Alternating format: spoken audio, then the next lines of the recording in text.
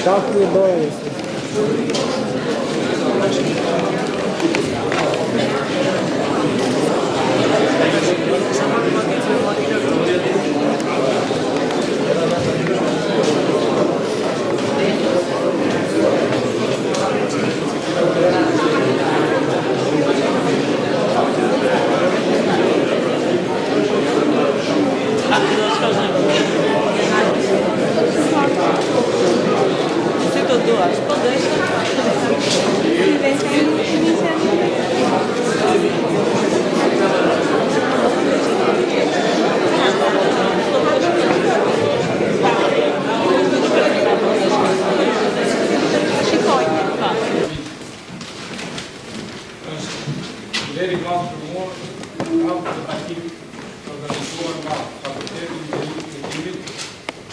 Departamento de Construção do time de infraestruturas de transporte, professor Vasco, território de linhas professor Vasil Pistori, linha professor në tjetër e në të dashur fakultetit tonë. Në emër të departamentit, më lejoni të përshëndes të gjithë kolegët, miqt dhe të gjithë pranishmin që na nderojnë sot me pjesëmarrjen e tyre. A të gjohën ne? Në këtë përvjetor, ne ish student të profesorit, miq dhe dashamirës të tij, i urojmë gëzuar ditëlindjen, jetë gjallë dhe shëndet. Me këtë rast, secili prej nesh ruan kujtimin dhe rezidencë, të cilat lidhen me profesor Vasilin dhe na kujtojnë kohët që kemi kaluar së bashku. Në këtë diskutim të shkurtër, po dëshiroj të kujtoj karakterin dhe punën e profesor Vasilit, ashtu sikur se e kam njohur unë për një periudhë të gjatë kohë, më shumë se 30 vjeçare, si student, si asistent, si koleg dhe udhëheqës shkencor. Takimi I parë me profesor Vasilin ka qenë kur ai na zhvillonte leksionet dhe seminaret të konstruksioneve metalike në vitet 68-69. Ne ish studentët e tij kujtojmë me respekt të veçantë profesorin kur shpjegonte leksionet dhe na bënte përshtypje të veçantë se si gjithmonë ai mundoi të ishte I saktë në formulat dhe shpjegimet teorike, ashtu dhe në veprimet më të thjeshta matematikore, duke dashur që të na nguliste konstruksioneve, ai dinte të janë paraqiste studentëve në formë shumë të thjeshtë dhe shumë të kuptueshme. Në momente të caktuara, ai ishte I aftë që ta anashkalonte dhe vërtetimet të vështira matematikore, vetëm virtutet më të mira të pasojës së sinqeritetit dhe drejtësisë. Më kujtohet një ekskursion që kemi bërë në Sarandë në vitet 68-69 për të vizituar një ndërtim banese me parafabrikat që bëhesh atëherë si për herë të parë eksperimentale. Me që hotel turizmi I vjetër nuk disponon me dhoma teke, profesori vjetër së bashku me 2 studentët e tij. Ishte fundi I vjeshtës dhe mandarinat dhe portokallet që mbulonin lëvizat e hotelit kishin filluar të piqeshin. Studentët nuk ja përtuan për të provuar dhe si për respekt I dhanë 2 kokra profesorit. Profesori qëroi njërën për tyre me I pyeti studentët se ku I kishin blerë. Njëri për tyre I tha, profesor, më bore ne kemi plot të portokalla dhe mandarina. Profesori kujtoi se ç'kishte ndodhur dhe nuk e ëndri kokën tjetër. Me gjithë lutjet e studentëve për t'i mbushur mendjen se kishin bërë shaka. Por që të gjithë e kuptuan se kishin bërë një gabim të cilin profesori nuk mund ta toleronte. Unë kam patur rastin dhe fatin e madh që ta ketë profesor Vasilin dhe pedagog, udhëheqës të diplomës, udhëheqës të dizertacionit dhe kolegët të lëndës. Kemi diskutuar bashkë për orë të tëra, ku gjithmonë spikaste talenti I inxhinierit të apasionuar, I pedagogut të palodhur, I njeriu të punës dhe të sakrificës. Më kujtohet kur na caktua që të bënim me urgjencë projektin e memorialit të Skënderbeut në Lezhë, të cilin ne kemi kryer duke punuar gjatë kohës pushimit të verës. Mbasi kishin mbaruar llogaritën statike, filluam të llogarisim armaturat e elemente betonarme. Atëherë profesori Sapana pa mua dhe Rolandin, lidhura postafat për këtë qëllim dhe na shpjegoi si përdoreshin ato. Para që ishte më rëndësishme, ai na tregoi dhe mënyrën se si të ndërtonin. Më kujtohet momenti kur sapo kishim ardhur në fakultet, unë dhe disa shokë të mi asistentë që janë në salë. Kuptohet se vështirësitë e para i kishin në përgatitjen e seminarëve dhe në gjetjen e literaturës përkatëse, e cila ishte në kopje të pakë. Profesori për ne në këtë kohë ka qenë një pikë mbështetje efikishme. Ndihma e tij indikative. Më kujtohet një studim që ai ka bërë për koeficientin e validitetit të betonit të prodhuar në Shqipëri. Për këtë ka marrë nga fabrika e betonit në Thjesë të gjitha provat e kubikëve, kur ishin atje me studentët që bënin praktikën tonë. Dhe ato të prodhuara nga lyja e betonit të ndërmarrësit të sektorit, kombinatit që josin pashme e tjerë.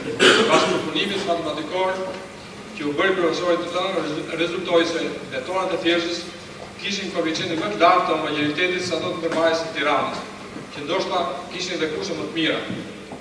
Ky ishte një konkluzion mjaft me vlerë në atë kohë, kur në vendin tonë sapo ishte futur metoda gjendjeve kubikale në llogaritjen e konstruksioneve dhe përcaktimi i vlerave të këtyre koeficienteve kishte një rëndësi të veçantë për sigurinë e konstruksioneve dhe ekonominë e vendit.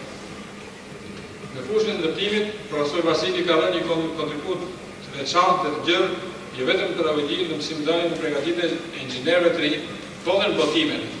Ai ka botime shumë të suksesshme, që kanë finalizuar punën e tij kërkimore shkencore për konstruksionin e laboratorës, për llogaritjen e konstruksionit në ndërprimin e forcave sismike, për disa zëra të fjalorit enciklopedik, për disa kapitull të manualit të ndërtimit, shumë artikuj shkencorë të botuar brenda të quajtur atë si baban shqiptar të konstruksioneve metalike. Më lejoni që edhe njëherë t'i uroj nga zemra të editorin e lidhjes profesor Vasil Pistolit, shëndet, jetë gjatë.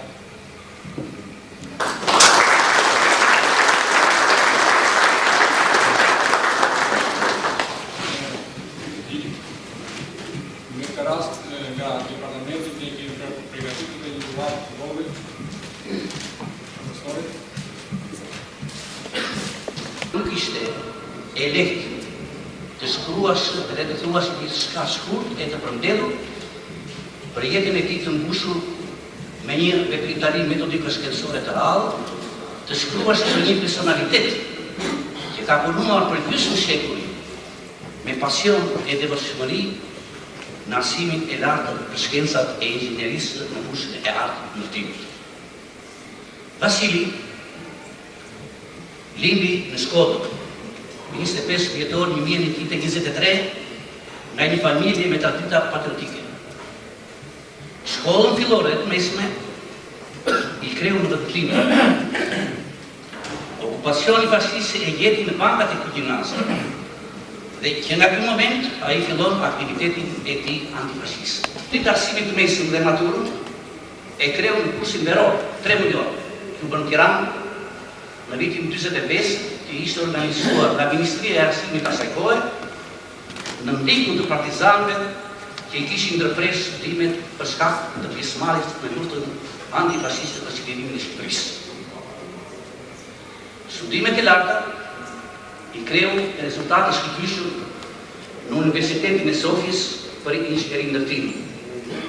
Gjatë kësaj kohe regjistrohet dhe fillon studimin edhe në një teknikut në kursin e parë praktik të violinës në Akademinë Shtetërore të Muzikës, si student i violinistës njohur bulgare, artistës popullit Semionova në vitin akademik 28-29. Temave për ndjekjen paralelisht të shkollave të larta, ky frekuentim i dytë për Vasili nuk zgjati më shumë se një vit, duke vazhduar kështu vetëm fakultetin e materialeve të ndërtimit Josip Pashko në Prag dhe në Ministrinë e Ndërtimit për të aplikuar të reja bashkëkohore me qëllim të kjo qendër studimore tekniko-shkencore të vinte në ndihmë rindërtimit të Shqipërisë, scatruar nga lufta e kulturore, si dhe studimin të keshin ekonomisë sot kombëtare me ndërtim e reja.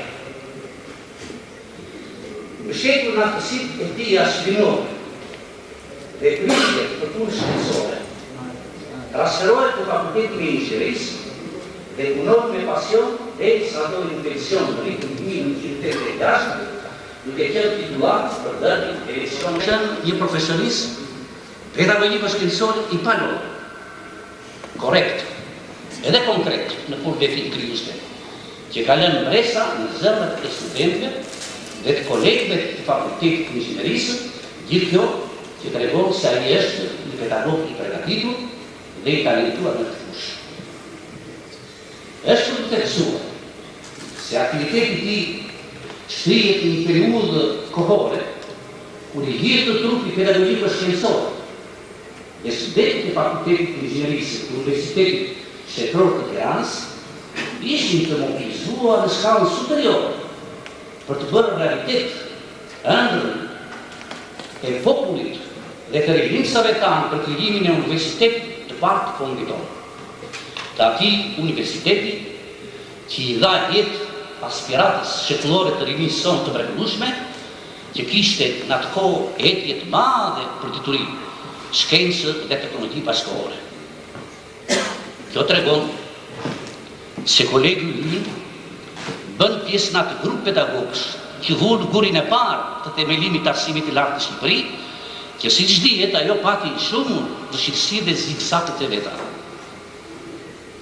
të cilat u përballuan me sukses të plot nga trupa pedagogjiko-shkencore e fakultetit, në gjirin e të cilit punoi dhe u frymëzua edhe vetë shokëpasi.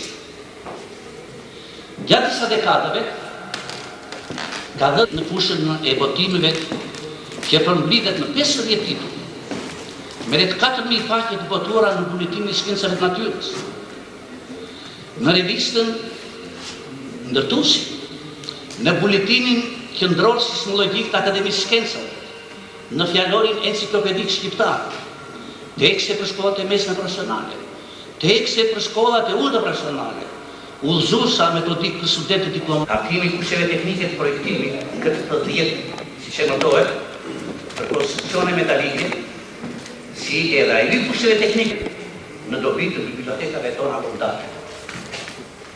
Me kumtesa të veçanta dhe me nivele shkencore bashkëkohore ka përfaqësuar drejtësisht 80 dhe në Maqedoninë në vitin 1982. Si specialist i apasionuar për aktin e të ndërtuarit, pavarësisht nga ngarkesat pedagogjiko-shkencore, ai është përkushuar edhe punës projektuese të disa objekteve siç janë kinoklubi i Institutit të Lartë Kushtërtanë, ndërtesa e re e Fakultetit Ekonomik, ndërtesa e re e vendvarimit të Skënderbeut në Lezhë, ndërtesa në Qytetin e Studentëve të tjera. Për kontribut në fushën pedagogjiko-shkencore, Komisioni i lartë të atestimit në vitin 1972 i akordoi titullin shkencor të pasur. Personalitetin si figurë shkencore e gjejnë shkencor pasiv edhe në disa San Marino me qendër në Paderno, Gjermanisë. Zoti Mistori e kemi njohur edhe si pedagog aktivist i dalluar në organizatat e rrjeteve shkencore të studentëve. Ai dinte të komunikonte me studentët, duke qëndruar afër gjithmonë e i palodhur, energjik, serioz, kërkues, por njëkohësisht edhe mjaft dashamirshëm. Kontribut me vlerë për safin e fakultetit dhe të katedrës të konstruksioneve është edhe për zgjedhja dhe përgatitja e kuadrit të ri, mësimdhënës, të cilët me kujdesin e shkencarit të mirëpillë i përgatitja ata në nivel të lartë, të cilëve të ju dozoj stafetën e mësimdhënies, duke qenë i bindur se ata do ta zhvillojnë me sukses dhe rezultate të reja për të mirën e shkollës së lartë. Me kompetencë shkencore ka vërejtur disa disertacione kandidatë shkencave, doktor të shkencave, të cilët kanë përfunduar rezultate të mira dhe ka kryer oponenca edhe për titull shkencor profesor. Analiza këto që kërkojnë përpos përgatitjes serioze shkencore edhe kohën e gjatë për të dedikuar dhe për të cilën docent Pistoli është treguar gjithmonë i gatshëm dhe mjaft konstruktiv në derat e tyre. Një aktivitet tjetër ndolse sekondar, por shumë i rëndësishëm është edhe iniciativa e tij për krijimin e lidhjes esperantiste në Shqipëri. Kjo u krijua në vitin dhe në vitin 82 është pranuar antar i organizatës ndërkombëtare të Esperantos. Dera të veçanta ka fundesa që ai ka mbajtur në shoqata të vendeve të ndryshme, sidomos në shoqatën esperantiste të Njohur, me temë lëvizja esperantiste në Shqipëri, nëpërmjet votimeve të shumta në gjuhën Esperanto. Disa nga të cilat më me vlerë janë në vitin 67 ka përkthyer nga shqipja në Esperanto dhe ka botuar veprën e Kristof Pashit i Kasvetit Shkëndëror. Ky libër në Esperanto për ironinë e faktit të kohës kaluar, disa javë pas daljes në dritë u asfisuar, duke u dërguar për karton si libër në gjuhë të ndaluar të publikim. Por më vonë, në vitin 1988, është nënshkruar nga esperantistë francezë dhe në vitin 1992 u rivotua ose në Shqipëri nga lidhja e shqiptarëve esperantiste. Institutus Esperanto, teknikike 88 faqe, dhe ka përkthyer pjesat e Astrenit nga shqipja në Esperanto. Në vitin 92 ka botuar në revistën shkencore zvicerane Science Review artikullin për tërmbetet në Shqipëri. Në vitin 94 përktheu në Esperanto të Shqip dhe botoi veprën filosofike të filosofit të madh bashkëkor gjerman Bruno Vogneman, La Novo Realismo, që ende një Në të njëjtën kohë, kjo është një gëzim dhe përfitoj nga rasti të falenderojmë në tuti ishtë drejtuesit tanë. Duke filluar nga zoti Ramon Hampu, profesorit që e kemi pas ministër dhe duke përfunduar te inxhinier Gjozimita, drejtori i informimit. Të gjithë shokët dhe kolegët të pranishëm këtu, më rëgëzuar një të gjatë të përmëtër. Është karakteristik se ndërtimi është vital dhe ndërtimi gjithmonë e ka dashur dhe e duan një tjetër. Dhe kështu do të shkoj në vazhdimsi. Gëzuar profesor. Dhe qenë një nga shkruesit e parë në revistën në Tusu, që numrat e parë 2, 3, 4, 5, 8, nëse zgaboj, shoqata të bën një dhuratë të veçantë, kemi sjellë 100 kopje të revistës, që sapo botuar, që do shpërndahet për nerin tatë.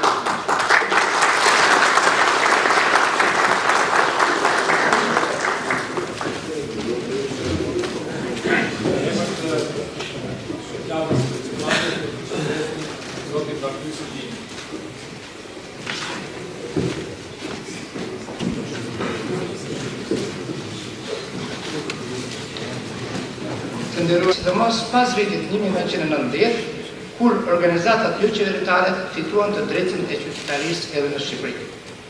Ndonse rreth kanë vlerësuar shumë tek ai, së pari thjeshtësinë, mandej kulturën e pasur të gjithanshme, etjen e pashuar për dieni nga të gjitha fushat njerëzore, jo vetëm ato të specialitetit të tij të ngushtë, por edhe në filozofi, në fe, në histori, në marrëdhënie ndërkombëtare, gjë që shprehet më qartë në ndërmjesën dhe punën e tij për përhapjen e Esperantos.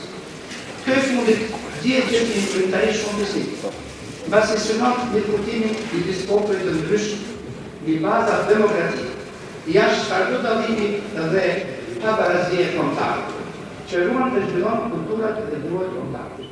Në krye të ditës esperantiste